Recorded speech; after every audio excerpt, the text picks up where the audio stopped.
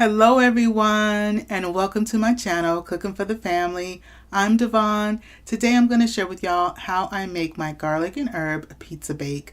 This is a running favorite in the family. So first I'm going to make my crust from scratch. Now I'll have the list of the ingredients in the description box below, but more importantly, I'm going to share with you and I'm going to show you how I take those ingredients, I'm going to put them together to make this wonderful dough, and we're going to make this awesome pizza bake. So put your ingredients in the order in which I'm doing them. So first I put in my yeast, and that was 2 teaspoons of active dry yeast. Then I'm putting in some regular all-purpose unbleached flour, and with my flour, that was 3 cups of flour. Then next, I'm going to put in some salt. I'm putting in some regular table salt, and I'm putting in 1 teaspoon of regular table salt. Now, once I have the teaspoon of salt in there, so far I've done my yeast, I've done my flour, and I've done my salt. Then I put in my sugar, and that was 1 tablespoon of sugar that I put in. Next, I put in some extra virgin olive oil, and I'm putting in 2 tablespoons of extra virgin olive oil plus 1 teaspoon of the extra virgin olive oil. The last thing I add to my bowl is my water, and that was 1 1/4 cups of water. My water was lukewarm, so it's not hot water, so you want to make sure it's lukewarm water. So when I put my finger in, it felt nice and warm, but it wasn't too warm, because if your water is over 110 degrees, if it's too warm, it will kill your yeast. And so you just want your water to be just lukewarm, okay? So once I put the water in, which was the last thing, I start to mix all the ingredients together. I go from the bottom to the top using my rubber spatula, because I want to blend the ingredients and start to get the ingredients to start to pull away from the bowl. Now once that happens, I switch from my rubber spatula to using my hand and finishing gathering all of the dough. Now these steps are important, so that way your dough comes out the way you want it to. So it's important that you do look for these different signs when making your pizza dough from scratch. Once I've gathered my dough into a nice ball inside my bowl, I'm going to put a little bit of flour down on my working surface, and I'm going to start to knead the dough. And I'm going to knead my dough until my dough is nice and smooth, and I've really worked it for several minutes, about 5 to 7 minutes of kneading. And first I start off, you see how I'm just using one hand, and I'm just kneading, and I'm going back and forth using my fingers and my palms. I'm pushing it away from me and gathering it back towards me and kneading it really well. Now when you're working with all-purpose flour, you can also use bread flour for this recipe as well. But when you're working with your all-purpose flour, or either with bread flour, if your dough is not sticky, and you want your dough to be a little bit sticky, if your dough is not sticky, you may need to add just a couple of tablespoons more of water, but just add 1 tablespoon at a time until your dough is just slightly sticky, and then you can work with it a little bit better.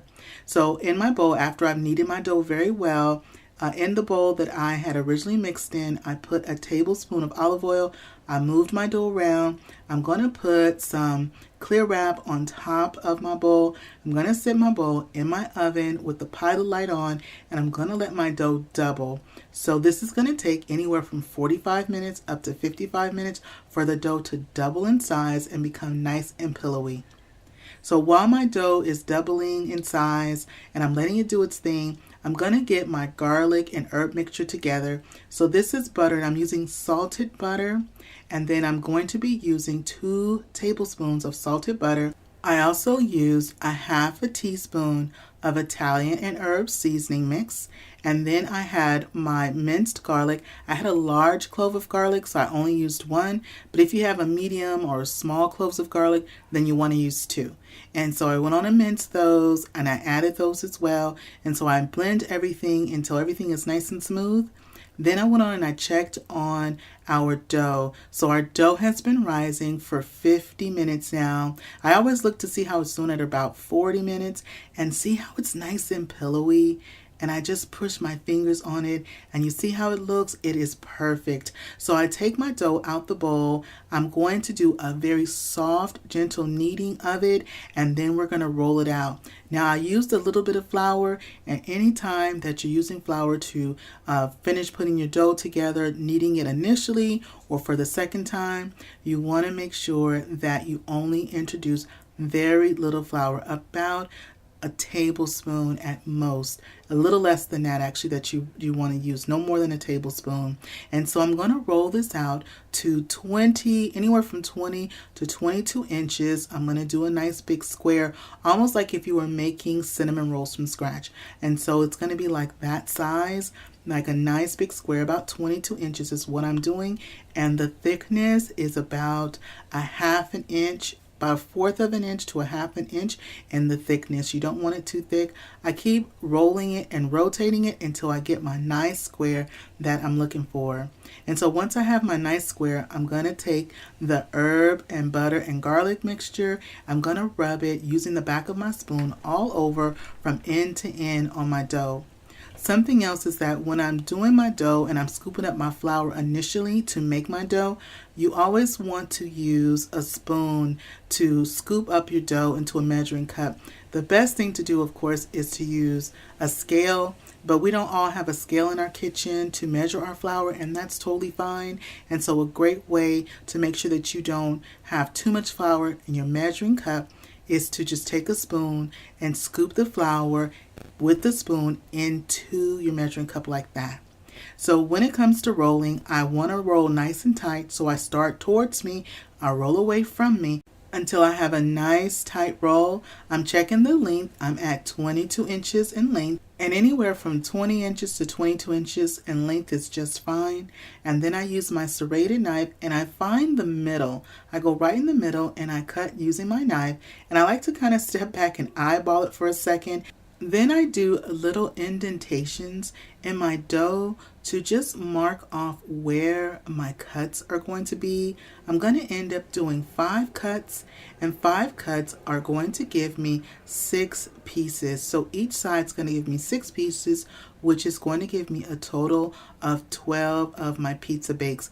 Now this recipe, you can double the recipe. And you can double the recipe and do 2 pans if you're going to be feeding a large family. 2 of these, when they're baked up with salad, is usually enough for the family. But definitely if you're feeding a crew of people, you can definitely use double the recipe and use 2 baking dishes. So once I have the little slits, then I go ahead and I get out my dish. This right here is my 10 by 13 dish. I've buttered it with some soft butter. I'm going to put my pizza cuts that I've done right just like this. I'm going to make sure that I'm going to be doing my rolls. I'm going to do the same thing with the other half. I do my little indentations all the way down, and if it's not just perfect, it's okay. You want them about the same size, but if one's just a tiny bit bigger than the other, they're all going to bake up just fine, and these come out so good. Now, if you are new to my channel, welcome in. And if you're a returner, thank you for coming back. And if you are enjoying my content, I hope you consider subscribing.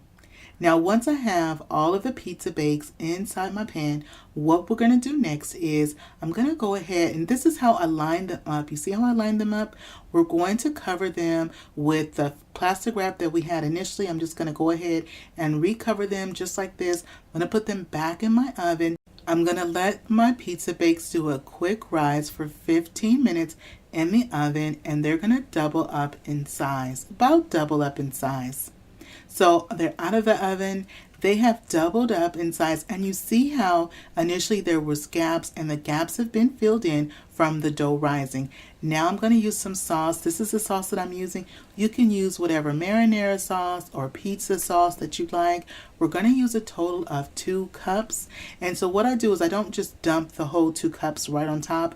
What I do is I just take my measuring cup and I first put on the 1 cup. I spread it out just like that, just like I'm doing the back of my spoon, making sure, I like to make sure that all of my little pizza bakes all have some sauce on them.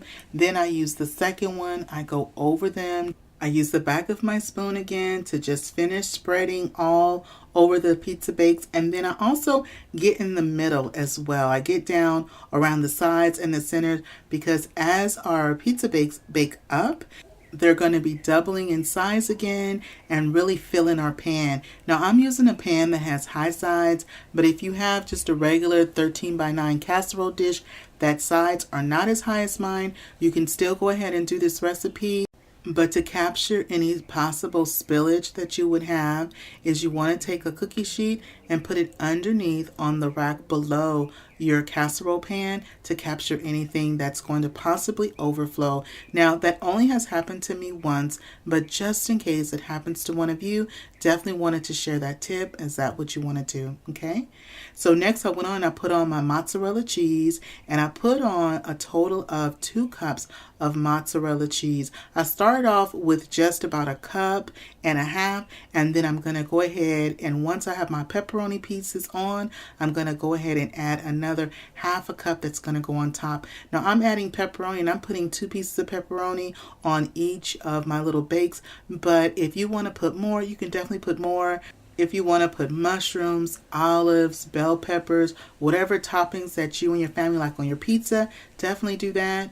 I'm also putting on a little bit of dried oregano. This is 1/4 teaspoon of dried oregano that I'm sprinkling on top. I'm going to finish topping this off with some more cheese. I'm going to put this in the oven. It's going to bake at 450 for 16 to 22 minutes till it's nice, bubbly, and browned around the sides.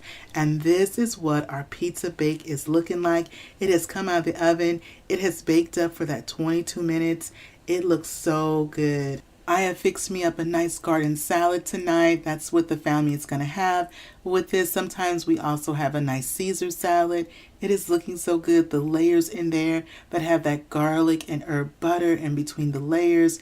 Oh my gosh, y'all. Now also, when you add any additional topping, you want to be mindful that you don't add too much that it weighs down your dough. So if you're going to use like Italian sausage, make sure it's cooked Italian sausage that you're adding, not raw. Make sure it's cooked.